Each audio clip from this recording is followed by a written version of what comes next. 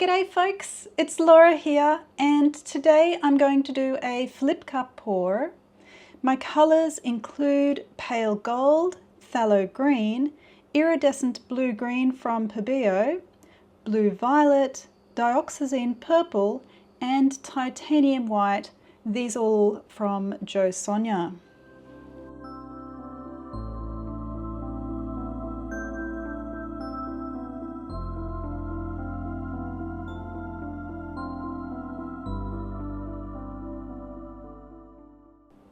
Now for these couple of darker colours, particularly this blue violet and the dioxazine purple, I am going to use a smaller amount of paint because I don't want the colours to completely dominate the painting.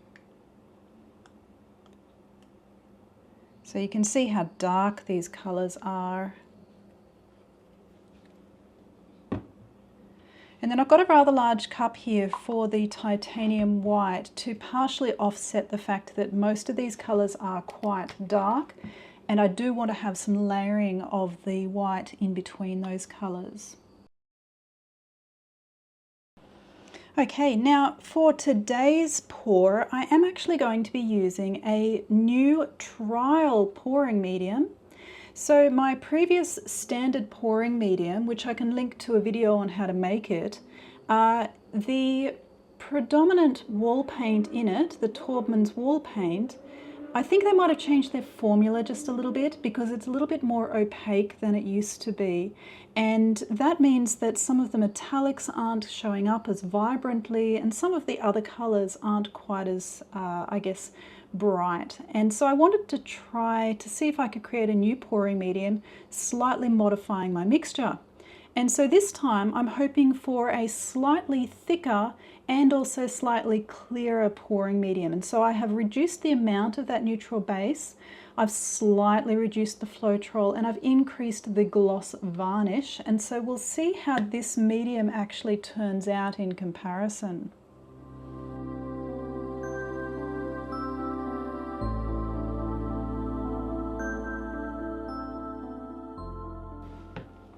Now with this Pebeo paint, as you can probably see, it's a very thick, very viscous paint. And so in order to effectively mix it up, I have just started with a very small amount of pouring medium. I'll mix this around well and then add a bit more pouring medium.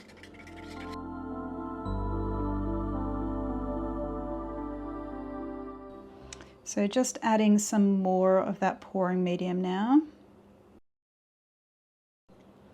I can definitely feel that this pouring medium, this new trial pouring medium, is quite a lot thicker than my previous pouring medium.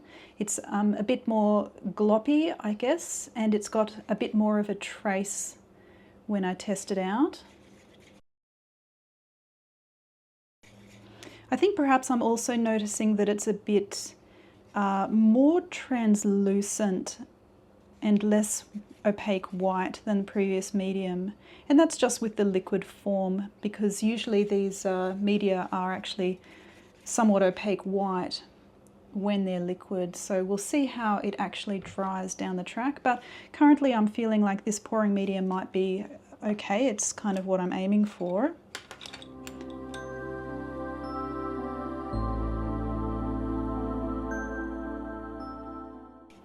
This phthalo green is such a beautiful colour. Oops, I've got a paddle pop stick in there.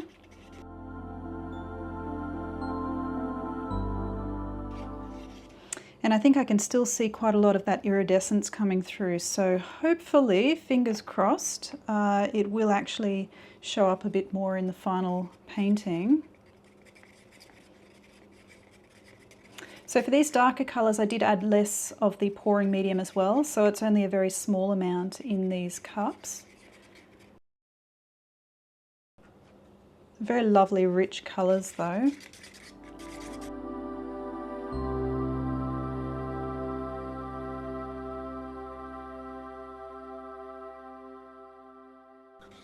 It's always hard to tell whether I've mixed up my white adequately because I can't really tell the difference between the white paint and the pouring medium in liquid form.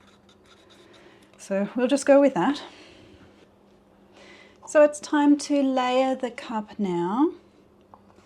And I am going to use my standard cell activator. I'll link to a video on how to make this if you're interested.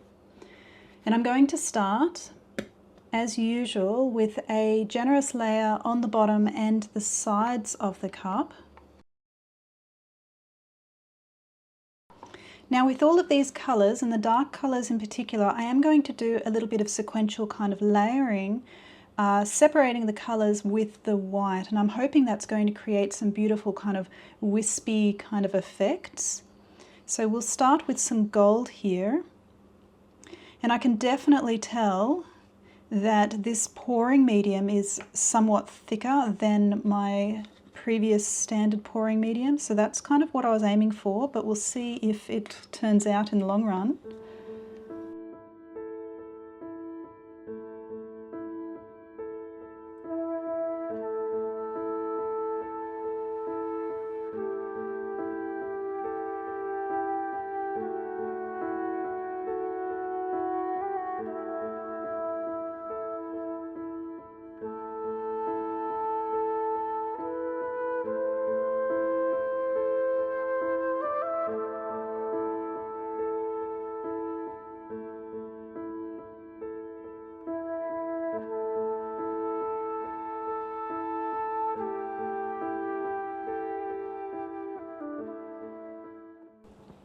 So I've already prepared my canvas. This is the back of my canvas.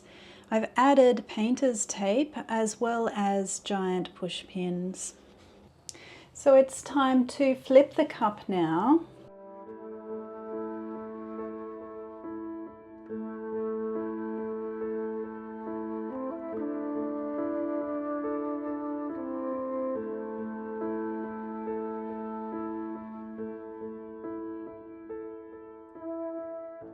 So being thicker pouring medium, this was quite a lot easier to flip than my cups usually are, which end up going off the side of the table.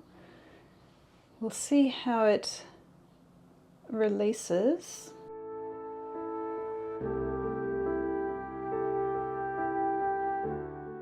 Wowee.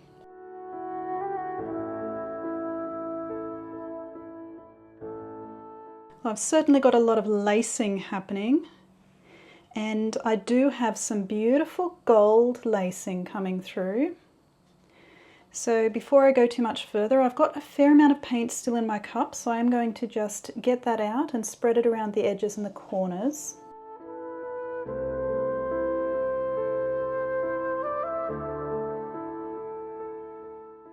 And I guess one of the things about the thicker paint is that it doesn't go as far, which I obviously completely forgot and didn't fill my cup up quite as much as I probably could have.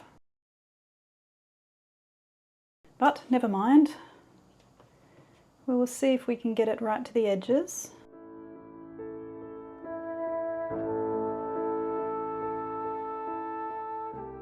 And maybe I'll actually just pull some table paint up from underneath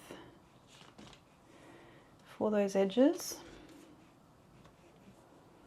So one of the reasons why I actually coat these edges before doing the spin is because the paint itself, sorry, the canvas is quite rough and dry, and it's very hard for the initial layer of paint to slide over that rough, dry surface.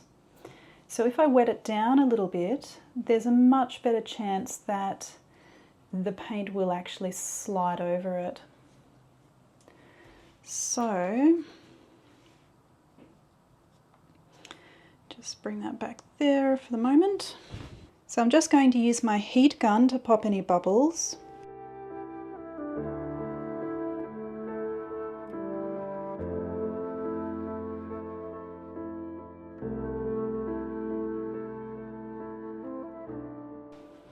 And wow, there are some stunning effects here.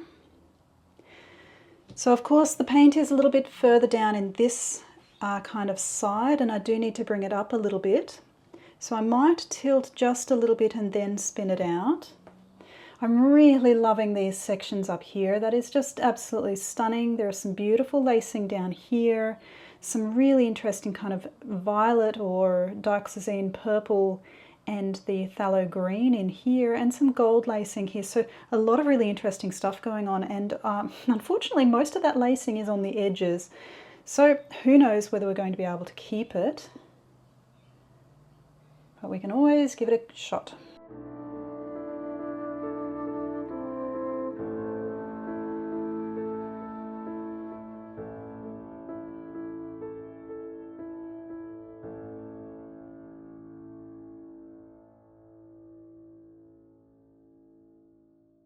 I'm already getting a sneaky suspicion that this pouring medium is just going to be a little bit too thick for my liking. Anyway, we will give it a gentle spin and see how we go.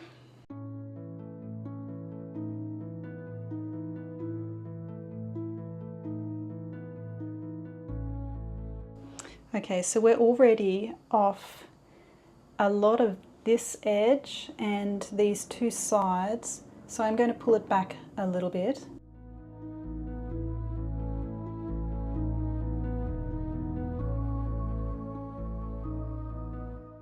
Might pop some of this paint up here that's dripping off the sides just to help that slide a little better.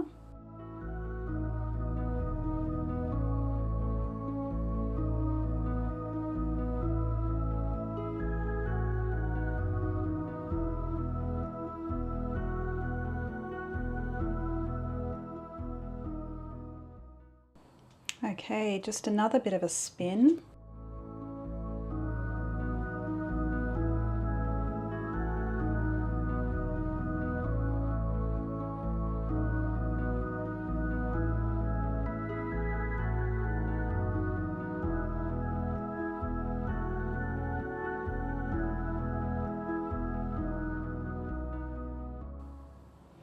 It looks like we're just about off all of the corners except for this one at the top right. I don't know quite what's going on there. So I'll just add a bit more paint there to help things slide again. I might have missed this corner when I did the coating before. So maybe just one more gentle spin.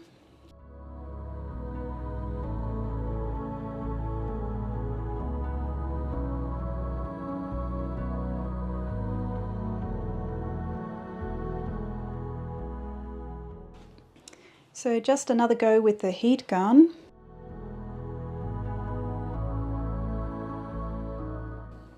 There we go. I am really thrilled with this piece. I do have some very strange little bubble-like looking things happening up here. I'm not sure what's going on there, but I otherwise have some really stunningly beautiful wispy kind of layers happening in here. I've still got some of the gold showing through, which is just lovely.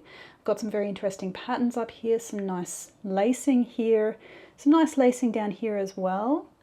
And overall the colors are just beautiful. So the next step is just to make sure those corners are covered and pull any paint off from underneath the canvas.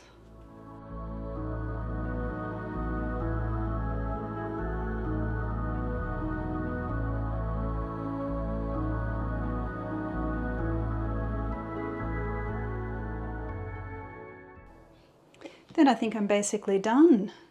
Thanks very much for watching, everyone. Please let me know what you think in the comments.